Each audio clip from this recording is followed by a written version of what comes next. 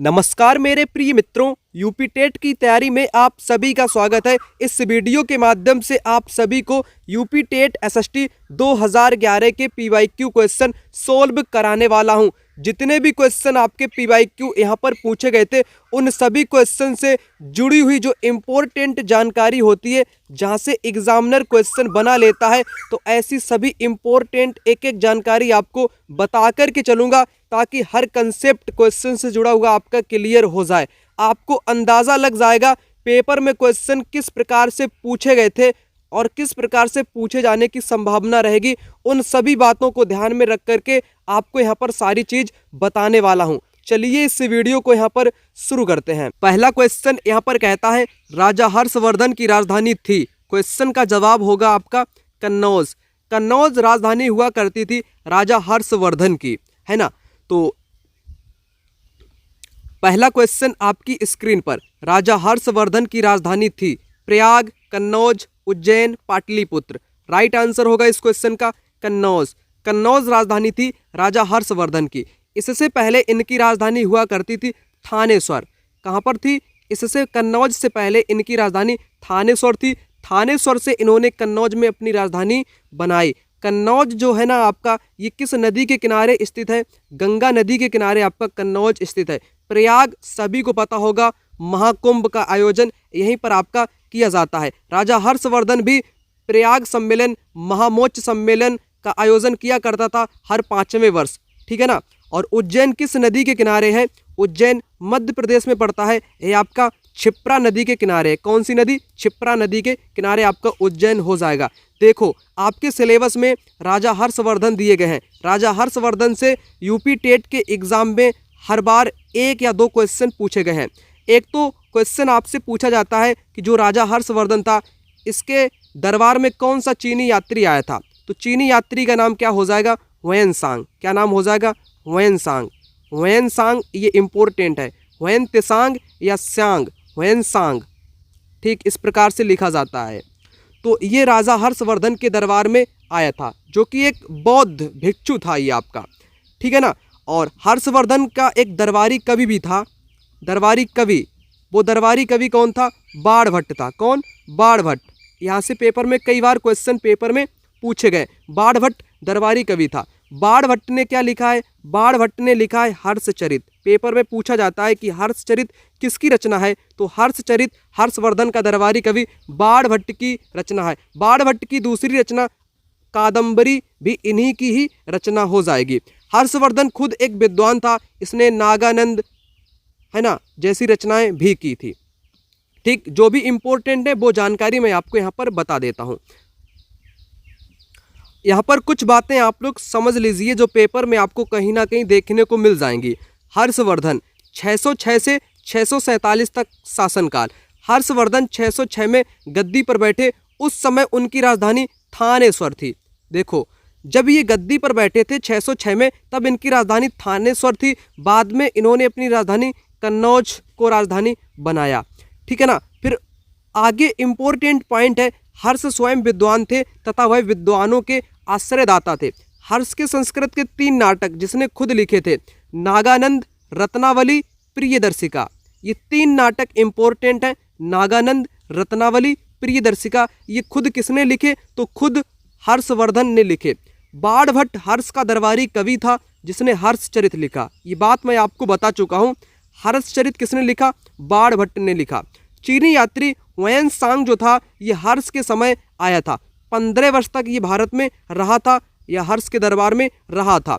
हर्ष का बौद्ध धर्म से लगाव था। कन्नौज में विशाल धर्म सभा बुलाई जाती थी। हर्षवर्धन की बहन का नाम राजश्री था, ठीक है ना। जो इम्पोर्टेंट बात थी वो मैंने आपको बता दी। अगला क्वेश्चन यहाँ पर कहता है, एलोरा का कैलाश मंदिर का निर्माण किया था। किसने किया था एलोरा के कैलाश मंदिर का निर्माण? चालुक्यों द्वारा, चोलों द्वारा, पल्लवों द्वारा, राष्ट्रकूटों द्वारा।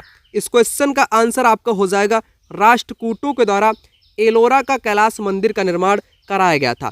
पहली बात यहाँ पर आपसे उठती है, एलोरा का कैलाश मंदिर आखिर है किस राज्य में? तो ये महाराष्ट्र के सौराष्ट्र में है, ठीक है ना, महाराष्ट्र में है, ठीक, पहली बात। और यह जो मंदिर है ना, ये राष्ट्रकूट शासक द्वारा बनाया गया था उस शासक का नाम क्या है? कृष्ण प्रथम। कृष्ण फर्स्ट ने इस मंदिर को बनवाया था, एलोरा का कैलाश मंदिर।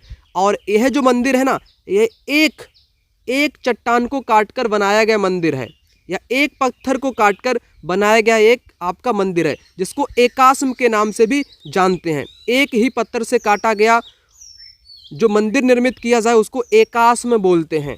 ठीक, तो एक पत्थर से आपका काटकर ये बनाया गया है। डी विकल्प इस क्वेश्चन का राइट आंसर हो जाएगा। देखो, उस दौरान आपके बहुत सारे मंदिर बनाए जाते थे, है ना। कहाँ कौन सा मंदिर है, किस राजा ने बनवाया, ये पेपर में कई बार आपसे पूछा गया है। एक क्वेश्चन आपको साहित्य या आपका क्या बोलते हैं, चित्रकला साहित्य या आपका स्थापत्य कला, है ना, स्थापत्य कला, क्योंकि सिलेबस के इतिहास में स्थापत्य कला आपका दिया गया है। एक क्वेश्चन एग्जामिनर वहां से आपसे पूछ लेता है। तो सभी मंदिर कौन से राजा ने क्या बनवाया वो मैं आपको यहीं पर बता देता हूं।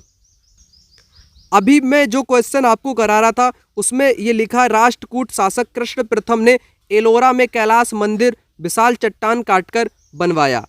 ठीक, तो क्वेश्चन एग्जामिनर ने डायरेक्ट यहीं से उठाया है। वो मैं अभी आपको बात बताऊंगा कहाँ से उठाता है और आपको पढ़ना क्या है, वो मैं अभी आपको बता दूंगा। पहले थ्योरी को समझ लो जो मैं आपको बता रहा हूँ। चालुक्य राजाओं द्वारा वातापी का विरूपाक्ष मंदिर बनवाया गया। पल्लवों द्वारा चेन्नई के पास महाबलीपुरम में बने रथ मंदिर को एक पत्थर को काटकर बनाया गया। उसी प्रकार विशाल चट्टान को काटकर एलोरा का जो कैलाश मंदिर है ना, कृष्ण प्रथम ने बनवाया महाराष्ट्र में। ठीक, नेक्स्ट, चोल राजाओं ने तंजौर में 14 मंजिलों वाला बृहदेश्वर मंदिर का निर्माण कराया। इस मंदिर में धातु की बनी नटराज मूर्ति स्थापित है। दक्षिण भारत के राजा शिक्षा व साहित्य के प्रेमी थे, अतः दक्षिण भारत में संस्कृत व तमिल के अलावा अन्य स्थानीय भाषाएं जैसी कन्नड़ की भी उन्नति हुई। कांचीपुरम पल्लवों की राजधानी हुआ करती थी। एक और इम्पोर्टेंट यहाँ पर पॉइंट है, यहाँ पर देखो, बोरोबुदुर का बौद्ध मंदिर इंडोनेशिया में है। बोरोबुदुर का बौद्ध मंदिर इंडोनेशिया में है, यूनेस्को में ये भी आपका शामिल है। उसी प्रकार एक अंकोर वाट मंदिर है ना, कंबोडिया में, यूनेस्को में ये भी आपका शामिल किया गया है। तो बोरोबुदुर और आपका अंकोर वाट दोनों यूनेस्को में आपके शामिल हैं। और बोरोबुदुर इंडोनेशिया में है। अंकोर वाट, ये अंकोर वाट है ना जो मैं आपको बता रहा हूँ, अंकोर वाट यूपी टेट के एग्जाम में पूछा जा चुका है, ये भी क्वेश्चन पूछा जा चुका है। ठीक, तो रही बात मंदिरों की या जितनी भी आपकी जानकारी दी गई है किताबों के अनुसार जहाँ से पेपर बनेगा उसमें इतनी ही जानकारी है जो मैंने आपको यहाँ पर बताने का प्रयास किया है। रही बात नए मित्र, जितने भी नए मित्र पहली बार इस वीडियो को देखने के लिए आए हैं उनको मैं कुछ जानकारी यहाँ पर बताना चाहूँगा। ये जो आप लोग पॉइंट यहाँ पर देख पा रहे हो, जो मैंने यहाँ पर टू द पॉइंट लिखे जो एग्ज़ाम में आ चुके हैं और पूरा सिलेबस भी आपका कंप्लीट करते हैं, ये नोट्स हैं। ये नोट्स आप लोगों के लिए UP TET SST special notes मैंने आप लोगों के लिए ही तैयार किए हैं। आप लोग इन नोट्स को लेकर के अपनी एसएसटी की 60 नंबर की पूरी तैयारी कर सकते हो घर बैठे। इसके अलावा कोई किताब, कोई टेक्स्ट सीरीज़, कोई भी मॉक टेस्ट, कोई भी पीवाईक्यू, कुछ भी नहीं आपको करना पड़ेगा। जो भी करना पड़ेगा वो मैंने आप लोगों के लिए कर दिया है ऑलरेडी, ठीक है ना। एक तो आपको नोट्स मिल जाएगा plus PYQ question all years का आपको मैं प्रोवाइड कर दूंगा। ये नोट्स लेने कैसे हैं, दिए गए नंबर पर कॉल या व्हाट्सएप पर मैसेज करके ये नोट्स आप लोग प्राप्त कर सकते हैं। नोट्स का प्राइस 299 रुपये है। रही बात क्वेश्चन पेपर बनाने की, तो क्वेश्चन पेपर एग्जामिनर जो आपका बनाएगा वो एसएसटी की मैं बात यहाँ पर कर रहा हूँ, ठीक है ना। एसएसटी का जो आपका क्वेश्चन पेपर बनाया जाएगा वो SCERT का मतलब उत्तर प्रदेश की सरकारी किताबें 6 से 8 तक। जो आपका सिलेबस यूपी टेट में दिया गया है एसएसटी का, वो SCERT किताबों का ही सिलेबस दिया गया है। इसलिए जितने भी क्वेश्चन कराऊंगा वो मैं आपको SCERT की किताब और अपने नोट्स से मैच करा दूंगा, तब आपको पता चल जाएगा। आप लोग नोट्स ले सकते हो। एक दो मंदिर आपके और छूट गए, मैं उनको यहाँ पर आपको बता दूं।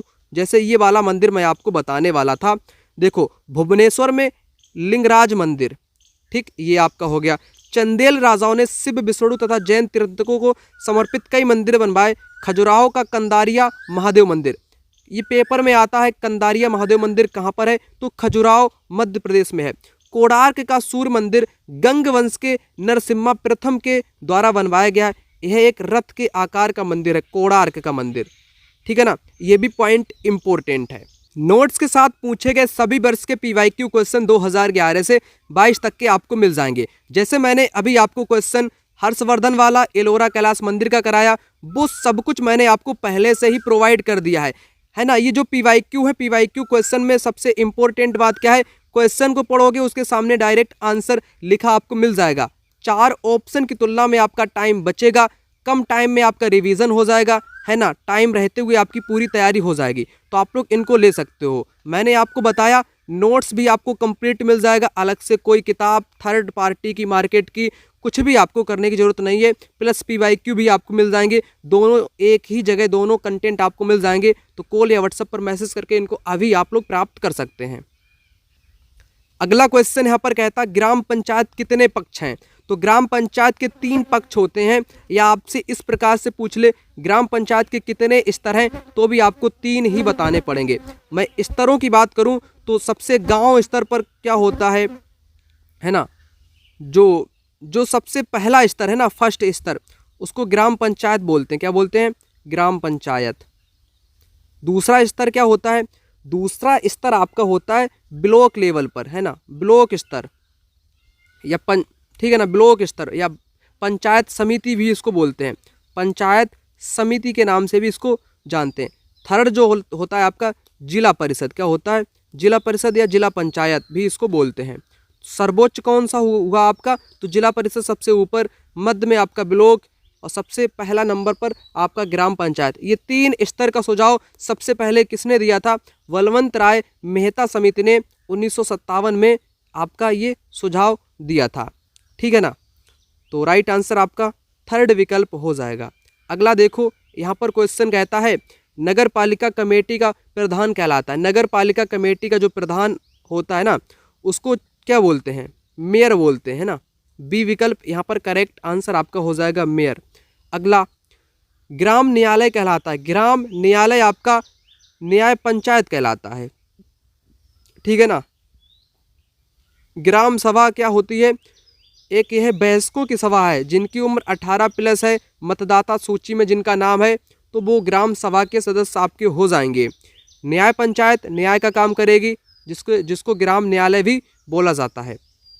अगला क्वेश्चन यहाँ पर आपका है कि भारत में राज्यों की कुल संख्या 2011 के अनुसार कितनी थी? तो उस दौरान आपकी 29 थी, है ना। लेकिन वर्तमान में आपकी 28 राज्य हैं और 8 आपके केंद्र शासित प्रदेश हो जाएंगे, क्योंकि क्वेश्चन आपका ओल्ड है, यहाँ पर इसको हटा दीजिएगा। अगला देखो, आर्य समाज की स्थापना किसने की थी? आर्य समाज की स्थापना स्वामी दयानंद सरस्वती जी ने की थी, 1875 में की थी, ठीक। आर्य समाज की स्थापना स्वामी विवेकानंद ने 1897 में क्या किया था बताओ? इन्होंने रामकृष्ण मिशन की स्थापना की। रामकृष्ण मिशन की स्थापना कब की? 1897 में की, ठीक। तो ए विकल्प करेक्ट आंसर। अगला देखो, किसके सलाह पर राज्य मंत्री परिषद की नियुक्ति होती है? राज्य मंत्री परिषद की नियुक्ति, अगर राज्य में मंत्रियों की नियुक्ति की बात की जाए तो कौन करेगा? तो आपका राज्यपाल। राज्यपाल। मुख्यमंत्री की नियुक्ति कौन करता है? ये भी पेपर में बन सकता है। मुख्यमंत्री की नियुक्ति कौन करता है? राज्यपाल करता है, ठीक। अगला देखो, अगला क्वेश्चन यहाँ पर कहता है मौर्य साम्राज्य का संस्थापक कौन था? देखो, ये क्वेश्चन जो आपसे पेपर में आते हैं ये फैक्ट पर आते हैं, डायरेक्ट टू द पॉइंट आपसे पूछा जाता है। वही बात मैं आपको बताने का प्रयास करता हूँ। मौर्य साम्राज्य का संस्थापक आपका चंद्रगुप्त था, सभी को पता होगा, ठीक। पुष्यमित्र शुंग वंश का संस्थापक था। फायान किसके शासनकाल के दौरान भारत का दौरा किया था? 2 चीनी यात्री पेपर में आपको बहुत कंफ्यूजन करते हैं, एक तो फायान, एक तो दूसरा आपका ह्वेनसांग। देखो, हर्षवर्धन में कौन आया था? ह्वेनसांग। याद कैसे करोगे? ह्वेनसांग। मैं ट्रिक बता देता हूँ आपको। देखो, हर्षवर्धन के नाम में सबसे पहला अक्षर हा है और ह्वेनसांग में भी आपका हा ही है, तो ये तो आप समझ गए। चंद्रगुप्त द्वितीय, जिनको विक्रमादित्य के नाम से जानते थे, इनके शासनकाल में फायान आता है। कौन? फायान आपका आता है, ठीक। ये बात आपकी हो जाएगी। तो सी विकल्प यहाँ पर करेक्ट आंसर आपका हो जाएगा। और जो चंद्रगुप्त विक्रमादित्य थे, इनके दरबार में आपके कालिदास भी रहा करते थे। कौन? कालिदास भी रहा करते थे। बराह मिहिर भी रहा करते थे। आर्यभट्ट ये भी रहा करते थे। ठीक, अगला देख लो।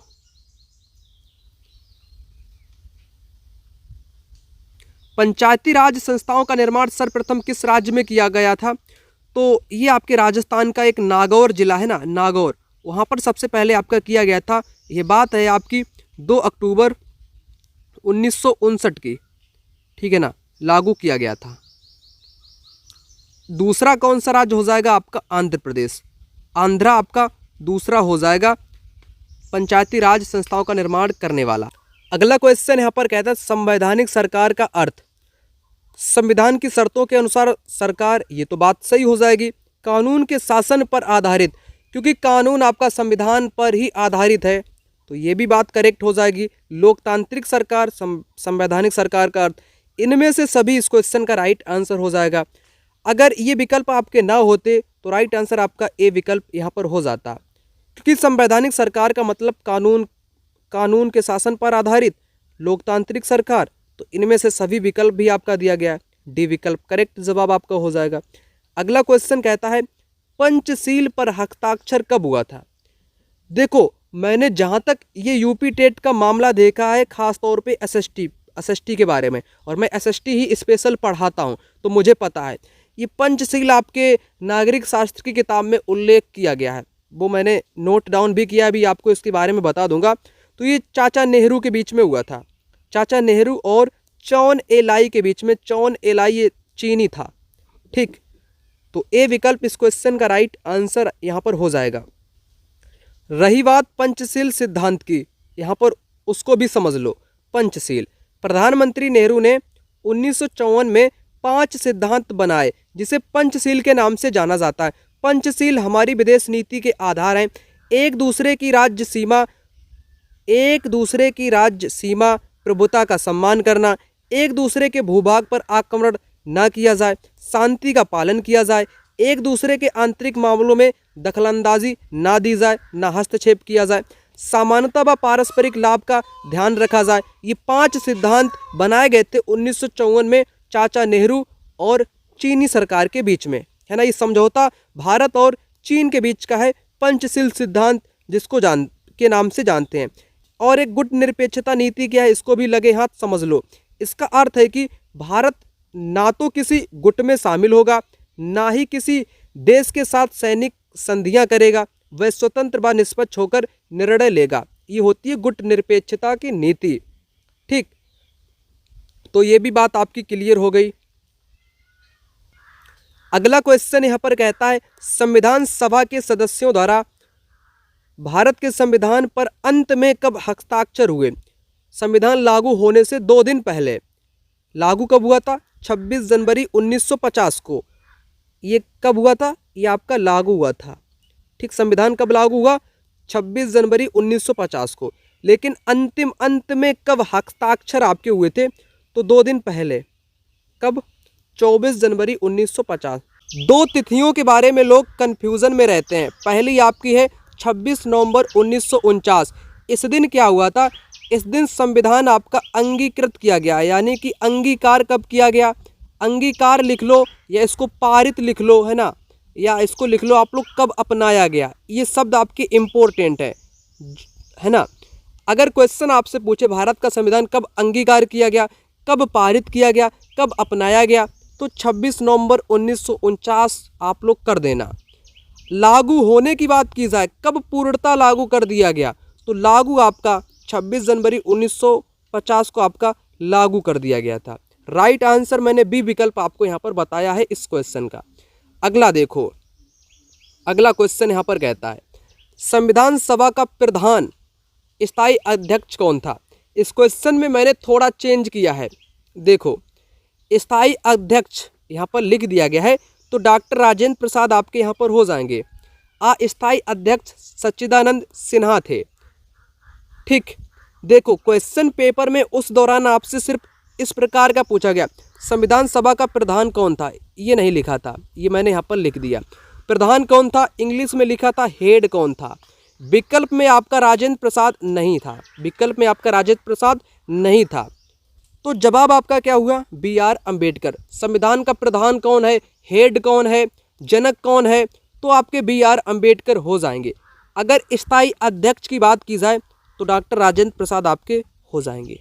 ठीक, अगला देखो, असम का प्राचीन नाम क्या है? असम कामरूप, असम का प्राचीन नाम कामरूप। दिलवाड़ा का जो जैन मंदिर है ना, ये जैन मंदिर है, दिलवाड़ा का जैन मंदिर कहाँ पर है? तो अरावली, अरावली में यह आपका मंदिर स्थित है। गुरु शिखर इसकी सर्वोच्च जो आपकी चोटी है ना, गुरु शिखर में स्थित है। गुरु शिखर, गुरु शिखर में आपका जैन स्थापत्य कला का दिलवाड़ा का जैन मंदिर स्थित है। अगला देखो क्वेश्चन यहाँ पर कहता, चाणक्य को किस नाम से जाना जाता है? चाणक्य के नाम विष्णुगुप्त, कौटिल्य, कौटिल्य के नाम से भी जानते हैं चाणक्य को, कौटिल्य विष्णुगुप्त। ठीक, सी विकल्प करेक्ट आंसर हो जाएगा आपका। राजशेखर किसकी रचना है? बताओ। विष्णुगुप्त की रचना क्या है? अर्थशास्त्र। यह चाणक्य की रचना क्या है? अर्थशास्त्र आपकी हो जाएगी।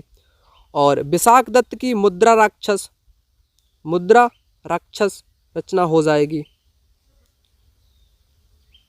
राजशेखर की क्या रचना है? यह भी इंपॉर्टेंट है। राजशेखर की एक रचना है जिसको बोलते हैं बाल रामायण, बाल रामायण। ठीक, औषधि से किसका संबंध नहीं है? नहीं वाला आपको बताना है। देखो, सुश्रुत आपके वैद्य थे, चरक भी वैद्य हुए। चरक जो वैद्य थे ये कनिष्क के टाइम में थे। कनिष्क के टाइम में कौन थे? चरक थे। धन्वंतरी ये भी वैद्य थे आपके। ठीक, ये विक्रमादित्य के टाइम में थे आपके। भास्कराचार्य ये ज्योतिष टाइप के थे, इनका औषधि से कोई लेना देना नहीं है। नहीं वाला आपको बताना है, तो बी विकल्प इस क्वेश्चन का राइट आंसर आपका हो जाएगा। ये सब कुछ आपके दिया गया है सिलेबस में। धन्वंतरी का भी उल्लेख है, चरक को मैंने कई बार आपको बताया है। सुश्रुत की किताब सुश्रुत संहिता, चरक की किताब चरक संहिता। ठीक, अगला देखो, भारत के राष्ट्रपति को उनके कार्यकाल से हटाया जा सकता है, बिल्कुल हटाया जा सकता है। ये प्रधानमंत्री के द्वारा, उच्चतम न्यायालय द्वारा, मुख्य चुनाव आयुक्त द्वारा, संसद द्वारा। डी विकल्प इस क्वेश्चन का राइट आंसर आपका हो जाएगा, संसद द्वारा। अगला क्वेश्चन कहता है, भारत में प्रथम आणविक परीक्षण 1974 में हुआ, इसे किस नाम से जाना जाता है? इसको हंसते हुए बुद्धा, स्माइलिंग बुद्धा के नाम से जाना जाता है। डी विकल्प इस क्वेश्चन का राइट आंसर आपका हो जाएगा, है ना। भारत में प्रथम आणविक परीक्षण आपका किया गया था हंसते हुए बुद्धा के नाम से। अगला देखो क्वेश्चन इंपॉर्टेंट, शाकुंतलम किसने लिखा है? अब ये शाकुंतलम कालिदास ने लिखा है। किसने? कालिदास ने लिखा है। कंबन ने क्या लिखा? देखो, एग्जामिनर बहुत होशियार होता है, वो आपको कंफ्यूज करने के लिए क्या करता है, जिस किताब का आप लोग अध्ययन करते हो उन्हीं किताब के कुछ ऐसे व्यक्तियों को भी ऑप्शन में डाल देता है जिसको आपने बार बार पढ़ा था और आप कंफ्यूज हो जाओ।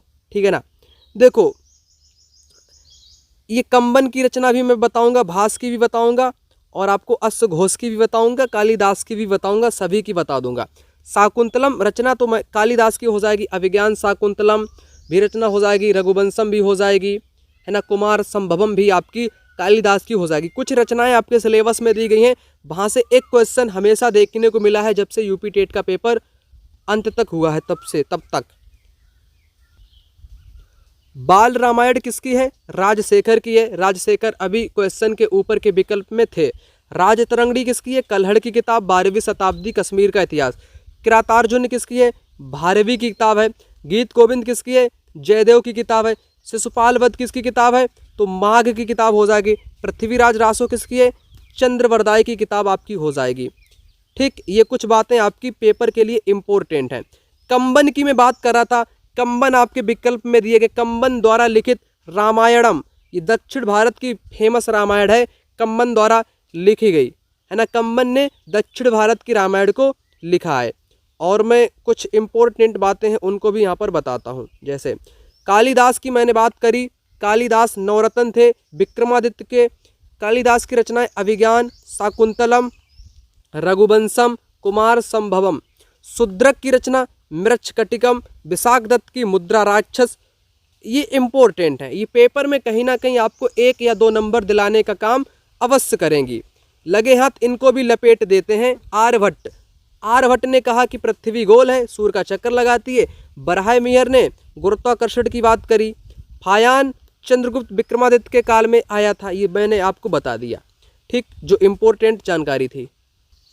अगला क्वेश्चन यहाँ पर देखो, पानीपत की तीसरी लड़ाई कब होती है? पानीपत की तीसरी लड़ाई मराठों को किसने पराजित किया? मराठा इसमें हार गए थे। 1761 की है आपकी लड़ाई हो जाएगी। अफगानों ने मराठों को हरा दिया, अफगानों ने।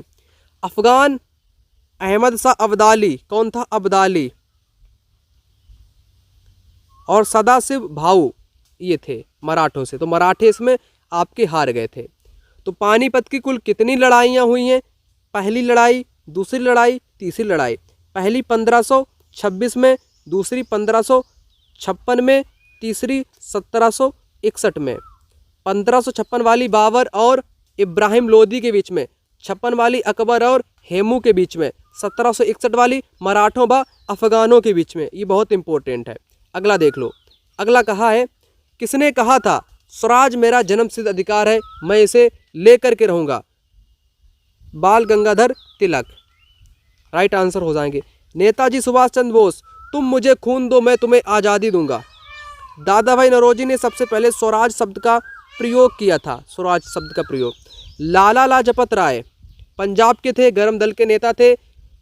साइमन कमीशन का विरोध करते हुए लाठी चार्ज से इनकी चोट सिर पर लग गई, बाद में इनकी मौत हो गई, ठीक। अगला देखो क्वेश्चन कहता है, राणा सांगा संबंधित हैं? तो ये मेवाड़ से संबंधित थे, मेवाड़ राजस्थान से संबंधित थे। शक संवत की शुरुआत कनिष्क ने की, बिल्कुल की।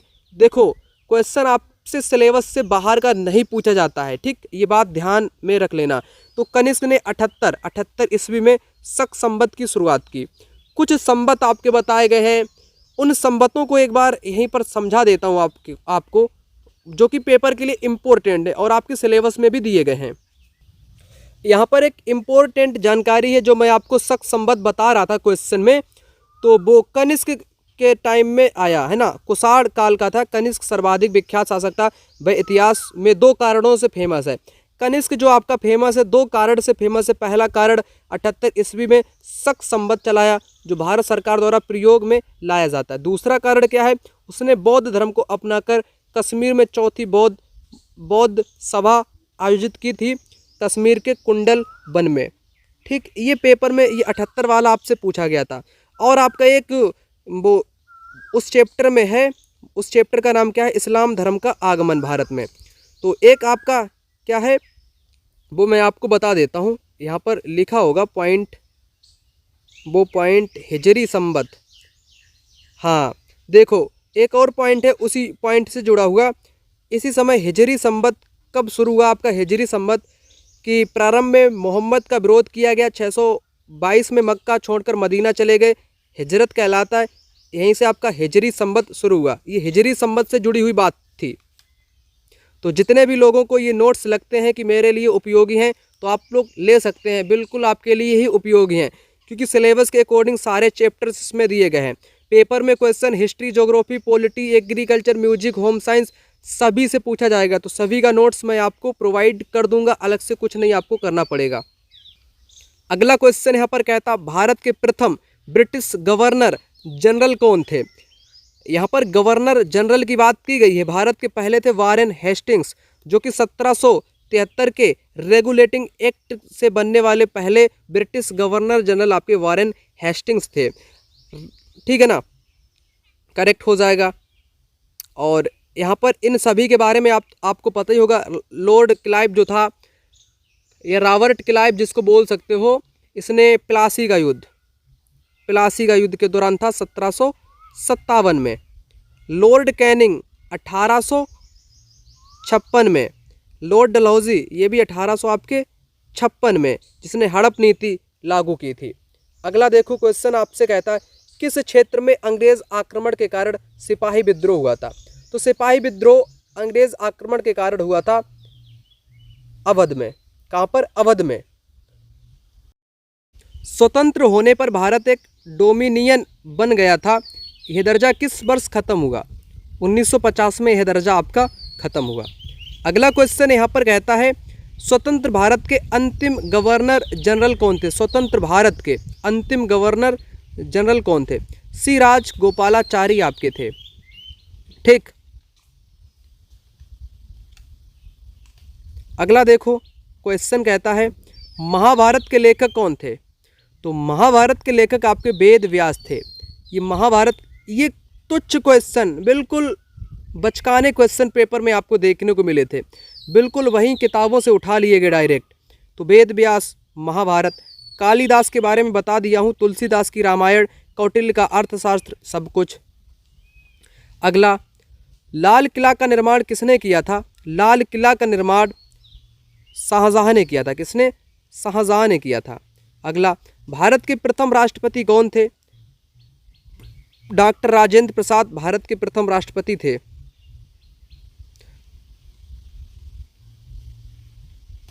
जाकिर हुसैन पहले मुस्लिम थे, मुस्लिम राष्ट्रपति जाकिर हुसैन थे, मुस्लिम राष्ट्रपति, प्रेसिडेंट।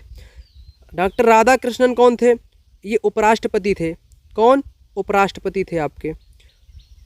पहला विकल्प करेक्ट आंसर हो जाएगा। अगला, ताजमहल का निर्माण किसकी याद में किया गया था?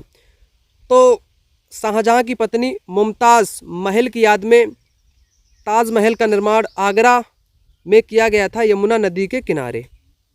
अगला देखो, किस धर्म में तीर्थंकर के 24 महान आचार्य हैं? तो 24 तीर्थंकर जैन धर्म में हैं। 24 में कौन थे? महावीर स्वामी थे। अगला, गौतम बुद्ध ने पहला प्रवचन कहाँ पर दिया था?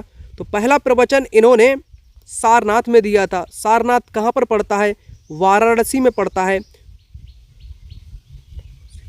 ठीक, तो वाराणसी या सारनाथ से वीडियो देखने वाले फटाक से कमेंट बॉक्स में कमेंट कर दो। प्रयाग वाले भी कर देना। लुम्बिनी में इनका जन्म हुआ था। लुम्बिनी आपका नेपाल में पड़ता है।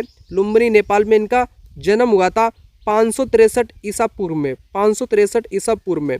गया आपके बिहार में पड़ता है। यहाँ पर इनको ज्ञान की उपलब्धि अर्थात ज्ञान प्राप्त हुआ था। ठीक, राइट आंसर सारनाथ।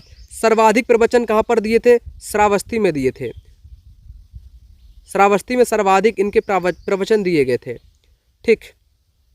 अगला, अंतिम मौर्य शासक कौन था? टू द पॉइंट, अंतिम बृहद्रथ था। अगला, प्राचीन रोम कब गणतंत्र हुआ? तो गणतंत्र ये आपका 6 ईसा पूर्व में हुआ था। सिंधु घाटी सभ्यता की लिपि कैसी है? तो लिपि अपठनीय, पढ़ी नहीं जा सकती है। सिंधु सभ्यता को किस इतिहास में रखा जाता है बताइए? प्राग इतिहास में रखा जाता है या आद्य में रखा जाता है? बताओ। जो प्राग ऐतिहासिक है ना, प्राग ऐतिहासिक में प्रमाण तो उपलब्ध हैं, प्रमाण तो उपलब्ध हैं। क्या प्रमाण उपलब्ध है? लेकिन कोई लिखित सामग्री आपकी नहीं है। जैसे पाषाण काल की कोई लिखित सामग्री उपलब्ध नहीं है। शैल चित्रकला की कोई लिखित सामग्री उपलब्ध नहीं है, है ना, भीमबेटका की। और आद्य में क्या है? आद्य में ऐसा है कि उसमें लिखित तो है, लिखित भी है लेकिन पढ़ा नहीं जा सकता है। तो आद्य ऐतिहासिक काल में आपकी सिंधु घाटी सभ्यता रखी गई है। ए विकल्प करेक्ट जवाब। अगला देखो यहाँ पर क्वेश्चन देखो, ये सिंधु घाटी सभ्यता का एक क्वेश्चन 2011 में पूछा गया, पहला विकल्प मैंने करेक्ट बता दिया। फिर अगला क्वेश्चन ही 2000 मतलब कि 2 क्वेश्चन एक ही चैप्टर से। हड़प्पा के लोग किसका प्रयोग नहीं जानते? तो लोहे का प्रयोग बिल्कुल भी नहीं जानते थे। सोना, चांदी, कांसे का प्रयोग हुआ करता था। और कुछ हड़प्पा सभ्यता से बातें हैं, उनको यहीं पर आपको बता देता हूं ताकि हड़प्पा से जुड़ी हुई इंपॉर्टेंट बातें सिलेबस में जो दी रखी हैं, अगर उनसे क्वेश्चन कल को पूछ ले आपसे तो 1 नंबर आपका या 2 नंबर आपका यहीं पर पक्का हो जाए। सिलेबस के अनुसार जितना भी कंटेंट दिया गया है हड़प्पा सभ्यता का, उन सभी पॉइंटों की एक नज़र में बात कर लेते हैं।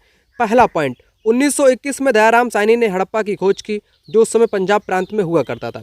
सिंध प्रांत में मोहनजोदड़ो की खोज 1922 में रखालदास बनर्जी ने की। मोहनजोदड़ो का अर्थ होता है मृतकों का टीला, मुर्दों का टीला होता है। भारत में कुछ स्थल हैं, रोपड़ पंजाब में पड़ता है, कालीबंगा राजस्थान में है, लोथल गुजरात में है, लोथल जिसको बंदरगाह के नाम से भी जाना जाता है। ठीक, और शहर एक सुनियोजित तरीके से बनाए गए थे, ग्रिड पद्धति से आपके बनाए गए थे, आयताकार थे, 2-3 मंजिला के भी घर थे, अनाज रखने के लिए गोदाम भी बनाए गए थे। स्नानागार मोहनजोदड़ो से प्राप्त आपका होता है। और यहाँ पर तांबा प्लस जस्ता मिलकर कांसे का निर्माण ये लोग किया करते थे। हड़प्पाई मुहर भी मिली है। हड़प्पाई मुहर विभिन्न आकार की होती थी, चौकोर, आयताकार, वर्गाकार, सेलखड़ी नामक पत्थर से आपकी बनाई जाती थी। और जो मोहरों पर चित्रांकन देखने को मिलता है, चित्रों में एक सींग वाला बैल उत्कीर्णित किया गया था, ये भी पॉइंट पेपर में बन जाता है। मुहर पर पीपल की पत्तियां और सर्प यानी कि सांप की आकृति बनी मिली है। शायद वे इनकी पूजा करते थे, लेकिन पक्का नहीं कि करते थे नहीं करते थे, कोई पक्का नहीं, सब संभावित बातें हैं। मातृ देवी की पूजा करते थे, ये भी पॉइंट है। और यह सभ्यता आपकी कांस्य युग में रखी गई है। कपास सबसे पहले पैदा करने का श्रेय सिंधु सभ्यता को ही जाता है। सूती कपड़े का लोग प्रयोग करते थे, क्योंकि मिले हैं सूती वस्त्र कपड़े के भी प्रमाण। और इनकी लिपि कैसी थी? भाव चित्रात्मक लिपि थी। हड़प्पा की लिपि दाएं से बाएं लिखी जाती थी, दाएं से बाएं यानी कि राइट टू लेफ्ट लिखी जाती थी। जैसे मैं लिखना चाहूँ, यहाँ पर लिखूँ ऐसे, राम ने खाना, मतलब किस तरफ से? इस प्रकार से, इस प्रकार की ओर लिखी जाती थी। हम लोग आमतौर पर कैसे लिखते हैं? लेफ्ट टू राइट की तरफ लिखते हैं। ये लिखी जाती थी राइट टू लेफ्ट। अंतर दोनों में इतना है, समझ गए आप लोग। क्या कहाँ से मिला ये भी समझ लो, कई बार हमने आपको बताया। मोहनजोदड़ो से विशाल स्नानागार, अन्नागार, दाढ़ी वाले पुजारी की मूर्ति, कांस की नर्तकी इंपॉर्टेंट है। डांसिंग गर्ल जिसको बोलते हैं मोहनजोदड़ो से। राजस्थान से जुते हुए खेत, अग्निकुंड चूड़ियाँ, बनावली हरियाणा से हल्के खिलौने के प्रतिरूप, लोथल गोदीवाड़ा बंदरगाह, चावल के साथ। जो भी इंपॉर्टेंट बातें थी उनको मैंने यहाँ पर आपको बता दिया। ठीक, अब क्वेश्चन बनेगा तो आपका 1 या 2 नंबर यहीं पर पक्का हो जाएगा। अगला है, असम के काजीरंगा नेशनल पार्क का मुख्य आकर्षण क्या है? क्योंकि यहाँ पर एक सींग वाला गेंडा आपका पाया जाता है। अगला, वह स्थान जो किसी समय फ्रांसीसी उपनिवेश था अब अरविंद आश्रम है। अरविंद आश्रम पुदुचेरी में नहीं, पांडिचेरी में है। ठीक, ए विकल्प इस क्वेश्चन का राइट आंसर हो जाएगा। बॉम्बे हाई आपका तेल के लिए फेमस है, अपतटीय तेल। कौन सा? पहला विकल्प। बॉम्बे हाई आपका मुंबई में पड़ता है। असम में आपका डिगबोई कहाँ पर है? डिगबोई इंपॉर्टेंट है, ये आपके असम में है। ठीक, ए विकल्प करेक्ट आंसर हो जाएगा। भारत का 26वां राज्य कौन सा था? 26वां राज्य झारखंड, गोवा, छत्तीसगढ़। क्योंकि ये पुराने क्वेश्चन है, 2011 की है, इनको आप लोग यहाँ पर छोड़ भी सकते हैं। निम्न कौन सी नदी का उद्गम भारत में नहीं है? कौन सी नदी भारत में उद्गम नहीं है? तो ब्रह्मपुत्र नदी भारत से इसका उद्गम नहीं है, ये तिब्बत के मानसरोवर से आपकी निकलती है। कावेरी भारत की नदी, नर्मदा भी भारत की अमरकंटक से निकलती है, गंगा ग्लेशियर उत्तराखंड से निकलती है। ठीक, सिलेबस में कुछ नदियाँ दी गई हैं, तो ऐसा क्वेश्चन बन सकता है कि कौन सी भारत की नदी नहीं है। ब्रह्मपुत्र भारत की नदी आपकी नहीं है, ये बात ख्याल कर लेना, इंपॉर्टेंट है पेपर के लिए। ए विकल्प करेक्ट आंसर हो जाएगा। लगे हाथ 2 से 3 बातें यहाँ पर समझ लो, पेपर के लिए इंपॉर्टेंट रहेगी। सिंधु नदी तंत्र की बात करूँ तो सिंधु जो नदी है ना, उसका उद्गम स्थल तिब्बत के मानसरोवर झील के निकट है। इसकी सहायक नदी सिंधु की झेलम, चिनाब, सतलज, रावी, ब्यास, जम्मू कश्मीर, हिमाचल प्रदेश, पंजाब में इसका क्षेत्र फैला हुआ है। अगली बात यहाँ पर इंपॉर्टेंट, गंगा नदी तंत्र। गंगा नदी का उद्गम स्थल हिमालय में स्थित गंगोत्री हिमनद से है। इसकी सहायक नदी यमुना, घाघरा, गंडक, गोमती, कोसी आदि हो जाएंगी। रही बात ब्रह्मपुत्र, जहाँ से एग्जामिनर ने क्वेश्चन बनाया था, उद्गम स्थल तिब्बत में सरोवर के निकट। इसकी सहायक नदियाँ लुहित, दिबांग, तिस्ता। कल को एग्जामिनर पूछ ले कि भाई ब्रह्मपुत्र की जो सहायक नदी है कौन सी इसमें से नहीं है, ऐसे भी पूछ सकता है। तो लोहित, दिबांग, तिस्ता ये इंपॉर्टेंट। यह नदी तंत्र अरुणाचल व असम में विस्तृत है, अरुणाचल व असम में आपका विस्तृत है। दो ये बहुत इंपॉर्टेंट बात है, लोग बहुत कंफ्यूज होते हैं। ब्रह्मपुत्र नदी चीन, भारत, बांग्लादेश में बहती है। भारत में चीन, देखो भारत में बहती है, चीन में बहती है, बांग्लादेश में बहती है। चीन में ब्रह्मपुत्र को सांगप्पो बोलते हैं, बांग्लादेश में मेघना या जमुना के नाम से पुकारा जाता है, गंगा को बांग्लादेश में पद्मा के नाम से पुकारा जाता है। ये बातें बहुत इंपॉर्टेंट है, हद से ज़्यादा इंपॉर्टेंट है। क्वेश्चन पेपर में आपको अवश्य देखने को मिल जाएगा। जितना भी बताऊं उतना आप लोग करते चलो, कुछ भी आपको नहीं करना पड़ेगा। ठीक, जो इम्पोर्टेंट जानकारी थी वो मैंने आपको यहाँ पर बता दी, तो नोट्स आप लोग ले सकते हैं। भारत की सबसे लंबी नदी गंगा आपकी हो जाएगी, कितना किलोमीटर? 2525 किलोमीटर। उत्तर प्रदेश में किस जिले में गंगा प्रवेश करती है? तो बिजनौर से आपकी गंगा नदी प्रवेश करती है, बलिया से आपकी बाहर हो जाती है। अगला देखो, ग्रीनविच माध्य समय जीएमटी तथा भारतीय प्रमाणक समय आईएसटी के बीच कितना अंतर है? 5.5 घंटा टाइम का अंतर आपका हो जाएगा। ए विकल्प करेक्ट, कई बार पेपर में पूछा गया। निम्न में से कौन सी भौगोलिक आकृति भारत में नहीं पाई जाती? भारत में कौन सी नहीं पाई जाती है? लेगून भारत में बनाती है नदियाँ, हिम नदी, मरुस्थल भी है भारत में, हिमशैल आपका नहीं है। आइसबर्ग, ये आइसबर्ग नहीं है। ठीक, ए विकल्प इस क्वेश्चन का राइट आंसर। अगला, भारतीय भूभाग को कितने महासागर स्पर्श करते हैं? हिंद महासागर एक करता है। साइलेंट वैली, शांत घाटी किस राज्य में है? शांत घाटी आपके केरल में है या कर्नाटक में है? तो शांत घाटी आपके केरला में है। केरल इस क्वेश्चन का राइट आंसर आपका हो जाएगा। अगला क्वेश्चन, केला और अनानास मुख्य रूप से कहाँ उगते हैं?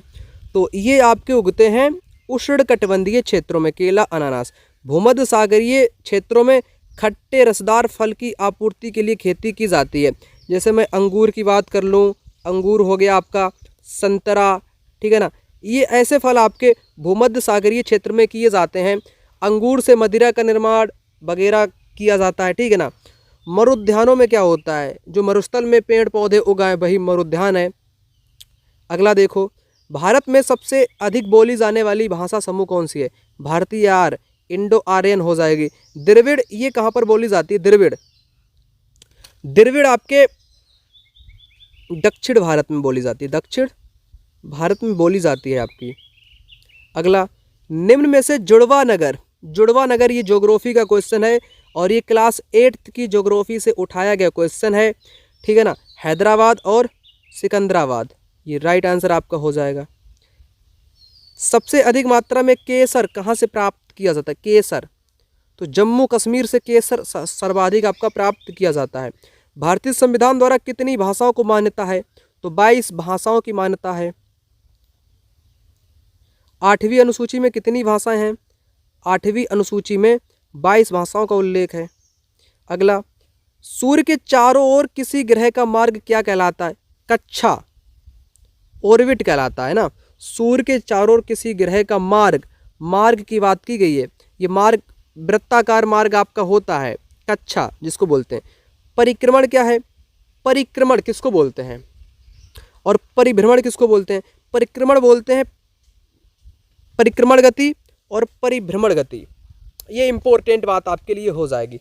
प्रचकरण ये कोई कुछ नहीं होता है, ठीक, यहाँ पर समझ लो बात को। परिभ्रमण, परिभ्रमण का मतलब होता है ग्रह सूर्य का चक्कर लगावें, उसको बोलते हैं परिभ्रमण। परिक्रमण गति, परिक्रमण गति इंपॉर्टेंट है। इसमें क्या होता है? इसमें आपकी ऋतुएं बदलती हैं, ऋतुओं में परिवर्तन होता है। परिक्रमण गति मतलब कि पृथ्वी जो है ना वो पूरा चक्कर सूर्य का 365 दिन में पूरा कर लेती है। 365 दिन में, है ना, प्लस में ही कुछ घंटे आपके लगते हैं। तो परिक्रमण गति के कारण ऋतुएं बदलती हैं, ऋतुओं में परिवर्तन आपका आता है। परिभ्रमण क्या होता है? परिभ्रमण मतलब कि ग्रहों का सूर्य के चारों ओर घूमना, वो परिभ्रमण आपका हो जाएगा। कक्षा इस क्वेश्चन का राइट आंसर हो जाएगा। देखो पृथ्वी की दो गति यहीं पर मैं क्लियर कर देता हूँ, पता चले आप लोग कंफ्यूज हो जाओ। एक तो परिक्रमण हो गई, दूसरी आपकी घूर्णन हो गई। घूर्णन का मतलब होता है पृथ्वी अपने ही अक्ष पर स्वयं घूमे, घूर्णन करे, तो पूरा घूर्णन आपके 24 घंटे में हो जाता है। और घूर्णन गति के कारण दिन रात होते हैं। दिन रात किस गति के कारण होते हैं? घूर्णन गति के कारण होते हैं। परिक्रमण गति के कारण एक साल में पूरा होता है, 365 दिन लगते हैं पृथ्वी को सूर्य का चक्कर पूरा करने में। तो ऋतुएं आपकी चेंजेस होती रहती हैं। ठीक, ये बात मैं आपको बता रहा था। अगला देख लो, पृथ्वी के सबसे निकटतम खगोलीय पिंड है, कौन सा पिंड है? देखो क्वेश्चन सबसे पहले अच्छे से पढ़ लिया करें आप पेपर के दौरान। पृथ्वी के निकट पूछा है, तो पृथ्वी के निकट तो आपका चंद्रमा हो जाएगा, चांद हो जाएगा। ये आपका 3,84,000 इकाई, ढाई, सैकड़ा, हजार, 10,000, लाख, इतने किलोमीटर की दूरी पर है। ठीक है ना, 3,84,400 किलोमीटर लगभग इतना दूर है चंद्रमा पृथ्वी से। सूर्य तो आप सभी को पता है कि 15 करोड़ किलोमीटर दूर आपका है। तो पास में कौन हुआ? चंद्रमा आपके पास में हुआ। अगला देखो, भूमध्य रेखा कहाँ से नहीं गुजरती है? ये वाली भूमध्य रेखा जो जीरो इक्वेटर पर स्थित है, जीरो अक्षांश बोलते हैं, विषुवत वृत्त बोलते हैं, तो कहाँ से नहीं गुजरती है? ये अफ्रीका से भी होकर के गुजरती है। अफ्रीका एक ऐसा महाद्वीप जहाँ से कर्क, मकर, विषुवत तीनों रेखाएं गुजरती हैं। दक्षिण अमेरिका से भी गुजरती है। उत्तरी अमेरिका से भूमध्य रेखा नहीं गुजरती है, क्योंकि उत्तरी अमेरिका आपका यहाँ पर पड़ जाता है, रेखा आपकी नीचे से गुजर जाती है। ये उत्तर में पड़ जाता है, दक्षिण अमेरिका से आपकी गुजर जाती है। ठीक, तो उत्तर अमेरिका से नहीं आपकी गुजरती है।